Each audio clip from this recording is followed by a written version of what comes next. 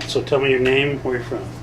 My name is Harold Mintz, and I live in Malibu, California, but I'm here representing Team Virginia because I donated in the Virginia area. Excellent, okay.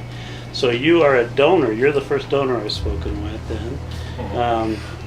That's pretty cool. So we'll get into the story there in just a minute. Let's talk about, are you competing in various events here?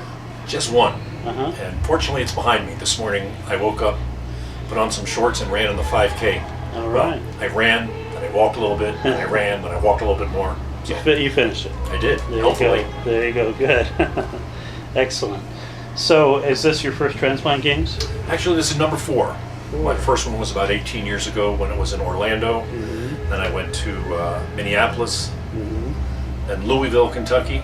Okay. Had about a 10-year gap, and now I'm here. Excellent, good. What made you decide it was time to re-engage? My office actually has an office here in Salt Lake City, so I was able to combine business and passion. Perfect. Okay, good. So passion, let's talk a little bit about that. So do you mind just backing up and sharing the story of your organ donation? Sure. I'll give you the quick version. Okay.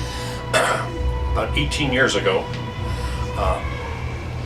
I was one of the first people to raise their hand and donate to someone. I didn't care who it went to, just give it to whoever needs it the most. And it's not that it's common now, but 18 years ago when I first started asking, they wouldn't let people do that. And then experimental programs started popping up, and one of them happened to open in my backyard in the DC area, Washington, DC. So are you talking kidneys? Yeah. I figured, yeah. And this program was, if you're accepted, they'll take a kidney and give it to in your neighborhood, Washington, Maryland, Virginia, whoever needs it the most. Didn't matter what color, what race, what religion, how old, male, female, you donate blindly, and they give it to who needs it the most. Wow, okay. And so so you just had to go through a screening process and get It was a accepted? serious screening process. Yeah. What do you think the very first test they do is? It's not pee in a jug, it's not give blood. They sent me to a psychiatrist, which even today cracks me up, because he wakes up one day and says, you know what I'm going to do? I'm going to start giving out body parts to people. Right. That's not how it works. Right. But after the psych test, then all the MRIs and the EKGs that make sure he's got 2 kidneys. Is the kidneys that I have, are they functioning? Are they healthy? Right. Are they doing what they're supposed to?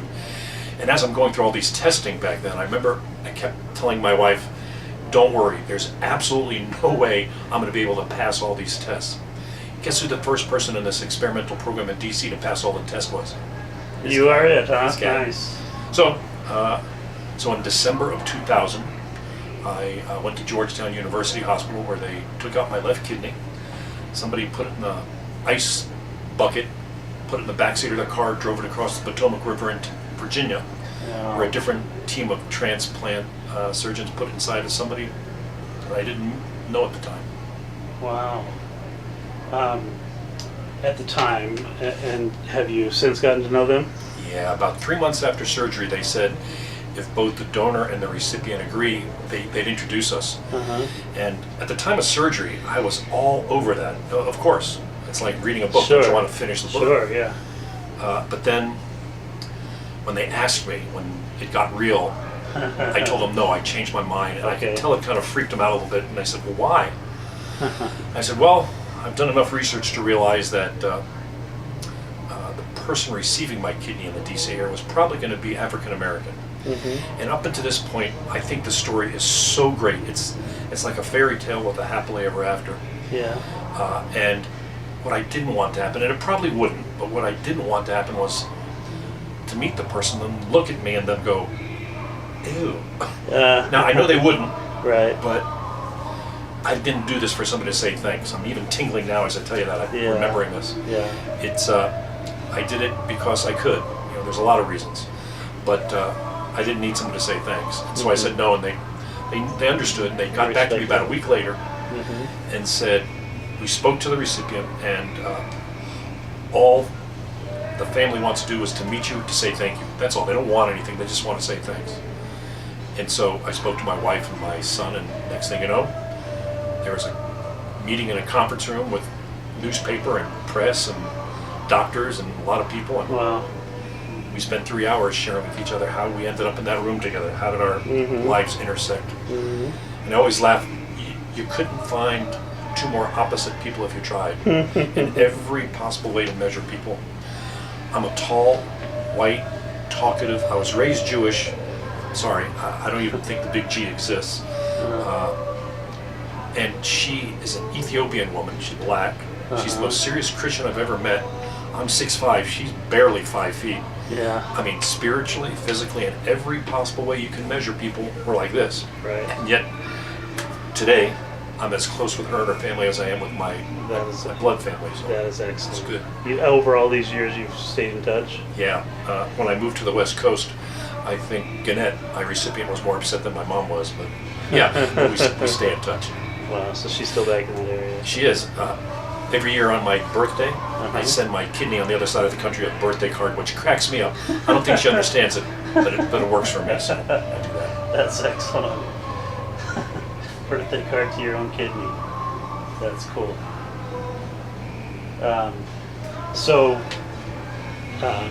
Tell me, have you encountered many people who kind of say it's crazy what you did? That why did you do that? Are they hesitant themselves to be a The donor? vast majority of the people have been strong supporters, not supporters, but strong. But along the way, you meet people that I was shocked. Some friends of mine were angry at me at the time. Why angry? How could you do this to your family? Right. Yeah, okay. But that's small and very, very small percent. But one thing I did find interesting, because we were one of the first, the press got hold of it and was very curious about it. Yeah. And they put us, both my recipient and myself, on the cover of Parade magazine, 18 years ago. Wow.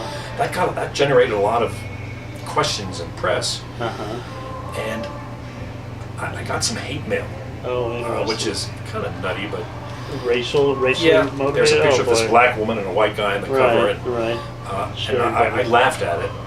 And my wife says, "What are you laughing at?" And I go, "It's stupid. That's a tiny percent of the people. Everyone else is thrilled with it." Right. She says, "Yeah, but they know where we live."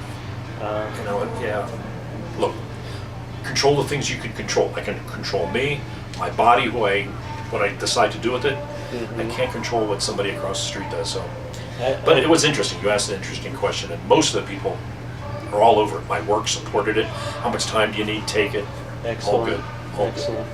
And I think that a lot of people will understand if a loved one is in need and you're a match, that the people will willingly undergo that. But to take that step and volunteer for, blindly, whoever needs to goes through that to me is the ultimate decision of selflessness. Just hearing you say that, look, I did this, and it's still odd.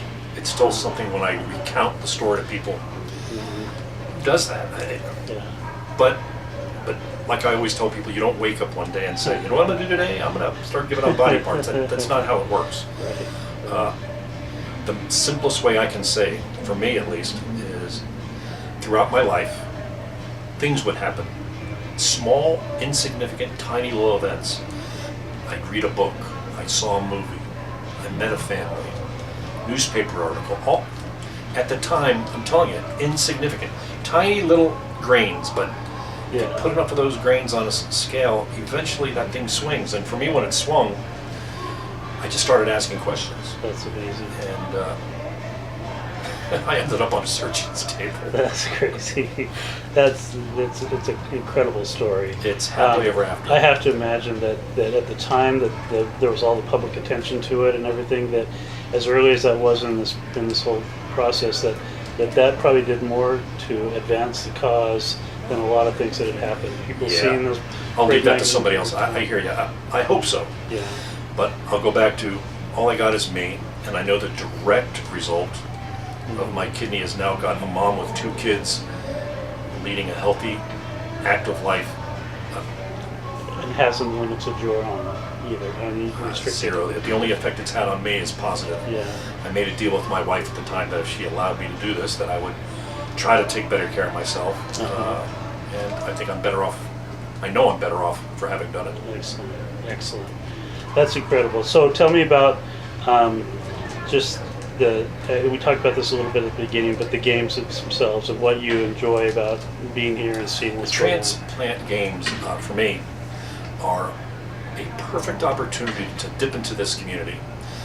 We read things, we see stories, and of course, I'm attuned to this community.